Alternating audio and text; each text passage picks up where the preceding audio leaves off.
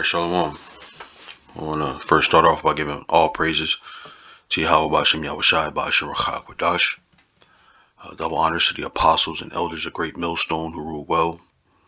And also honor and salutations to those of you who are the hopeful elect and are out there teaching the word of sincerity and truth. Alright, so I wanted to talk a little bit today about the kingdom. And where that kingdom is, and when we receive our blessing, so to say,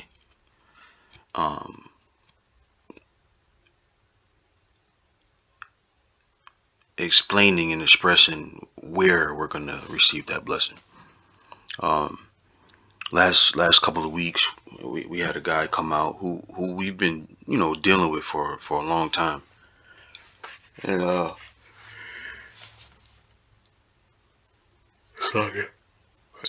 he's in and out of consciousness. And I mean, what I mean by that is sometimes he comes high, sometimes he comes straight, sometimes he comes cool and humble, sometimes he comes arrogant, overt. So it's he's as much of a nuisance as an Israelite would be, right?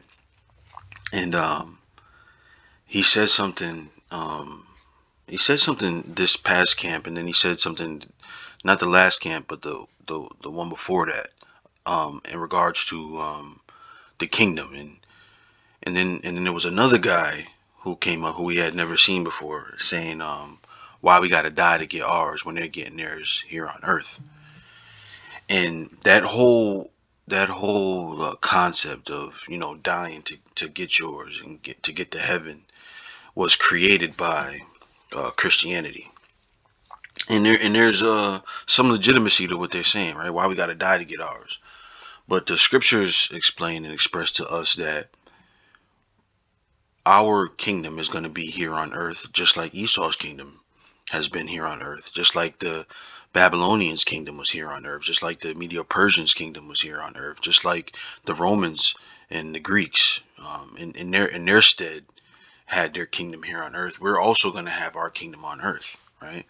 Our kingdom, when we say the kingdom of heaven, right, it's something specific because of this. Matter of fact, I'll start there. This is Matthew 6. Oh shit. Okay, Matthew 6, and I'm gonna go down to 10. It says, actually, let me start at 8. It says, be not ye therefore like unto them, for your Father knoweth what things ye have need of before ye ask him. Excuse me, sluggy.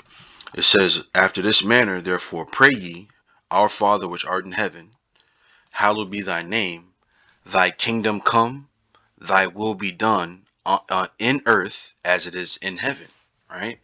So the kingdom that's coming is going to be done in earth as it is in heaven. So it's going to be a righteous, orderly kingdom like it is in the heavens, right? So that's why we call this upcoming kingdom, our kingdom, the Lord Yahushai's kingdom, the kingdom of heaven, right?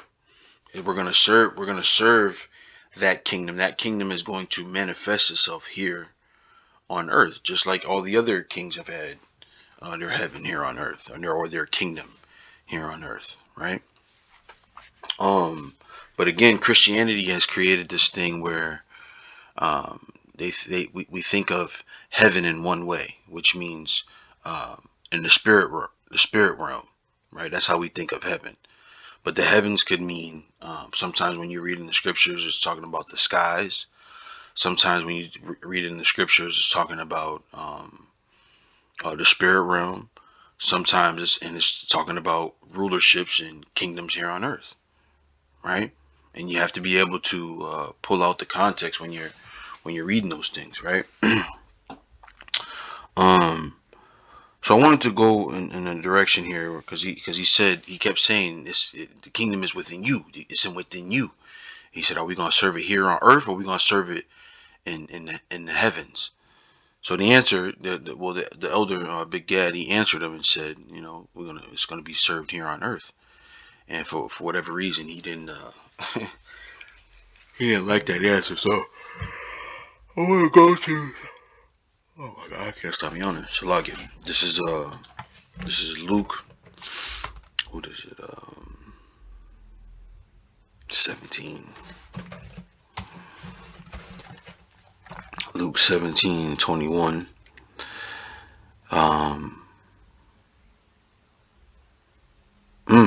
I'll start at 20. It says, and when he was demanded of the Pharisees when the kingdom of the Most High should come, he answered them and said, the kingdom of the Most High cometh not with observation, neither shall they say, lo here or lo there, for behold, the kingdom of the Most High is within you. Right? So the kingdom of the kingdom, just like all things, right? Like when we say Israel is a people before it is a place, right? It's this kingdom to come is going to be the kingdom of heaven, because it is in us, and we are going to manifest it when the Heavenly Father gives us power to rule over the earth, right? So it's already here in that it's in us, but it's going to manifest itself when we take rulership, right? Matter of fact, let's go here. This is Revelation 2:26. Okay, it says, and he that overcometh and keepeth my works unto the end, to him will I give power over the nations. Right? That's not going to be in the heavens, in the spirit realm. That's going to be here on earth. We're going to have power over the nations here. Matter of fact, it's just to explain how some of that power is going to go. I'll start at 2 here. It says, and it shall come to pass, this Isaiah 2:2, Shalakia, and it shall come to pass in the last days that the mountain of the Lord's house shall be established in the top of the mountains, and shall be exalted above above the hills, and all nations shall flow unto it. And many people shall go and say, come ye, and let us go up to the mountain of the Lord, to the house of the power of Jacob, and he will teach us of his ways, and we will walk in his paths. For out of Zion shall go forth the law, and the word of the Lord from Jerusalem. You see, so that's a physical kingdom that's going to happen. We are going to be in rulership of the earth, right? And in that rulership, the rest of the nations and the rest of the world are gonna come to us to learn how to rule this world, or let me say it this way, how to live in this world. And they're going to be tributes to us. Matter of fact, I'll go here. I'll go to Isaiah 60 now.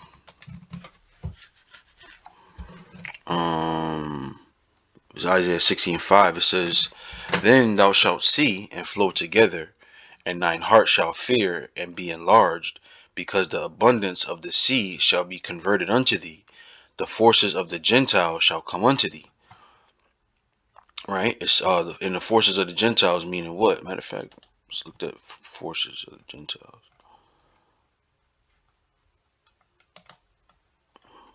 Right? Strength, ability, efficiency, wealth. Right? So they're gonna their goods and their wealth is gonna be converted unto us. Right? It says the multitude of camels shall cover thee, the dromedaries of Midian and Ephah, all they from Sheba shall come. They shall bring gold and incense, and they shall show forth the praises of the Lord. Right? The flocks of Kedar shall be gathered together unto thee. The rams of Nebajoth shall minister unto thee. They shall come up with acceptance on mine altar, and I will glorify the house of my glory. See? So all those other nations are going to serve us here on earth. That service is going to be here, not in the heavens, right? The heavens has its place, and we have our place here on earth, right? Because really, when you think about it, right? Matter of fact, what is that? Revelation 18, right? Oh Oh shit, what is that? I think it was Revelation 18. Let me just type in the words.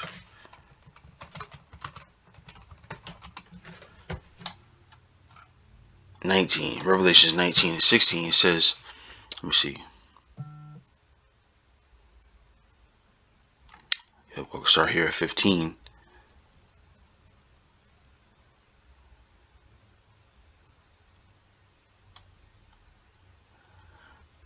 That's good. But I'm just get right to the point. Is Revelations 19 and 15. It says, and out of his mouth goeth a sharp sword, that with it he should smite the nations, and he shall rule them with a rod of iron, and he treadeth the winepress of the fierceness and wrath of Almighty power.